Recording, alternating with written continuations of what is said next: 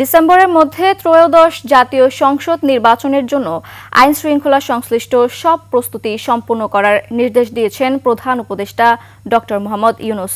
বুধবার স্বরাষ্ট্র মন্ত্রণালয়ের সঙ্গে এক বৈঠকে এই নির্দেশনা দেন তিনি।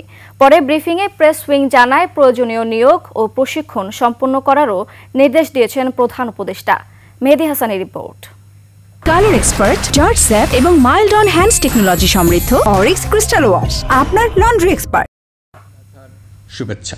ঈদ উল আজহার আগে জাতির উদ্দেশ্যে ভাষণে আগামী বছর এপ্রিলের প্রথম সপ্তাহে জাতীয় নির্বাচনের ঘোষণা দিয়েছিলেন প্রধান উপদেষ্টা। এরপর লন্ডনে তারেক রহমানের সাথে বৈঠকে সব প্রস্তুতি সম্পন্ন করা সম্ভব হলে রোজার আগেই নির্বাচন হতে পারে বলে একমত হয়েছিলেন তারা। প্রতীক্ষিত সেই নির্বাচনের প্রস্তুতি নিয়েই স্বরাষ্ট্র মন্ত্রণালয়ের সঙ্গে বৈঠক করেন প্রধান উপদেষ্টা। এরপর ব্রিফিংয়ে প্রেস সচিব জানান, জাতীয় নির্বাচনের প্রস্তুতির ব্যাপারে সুস্পষ্ট নির্দেশনা দিয়েছেন প্রধান উপদেষ্টা।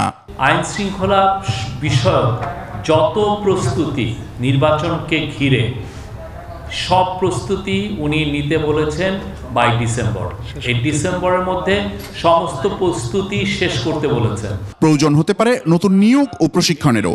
8 লক্ষর মতো আইন শৃঙ্খলা বাহিনীর মেম্বাররা ইলেকশন ডিউটিতে থাকবেন।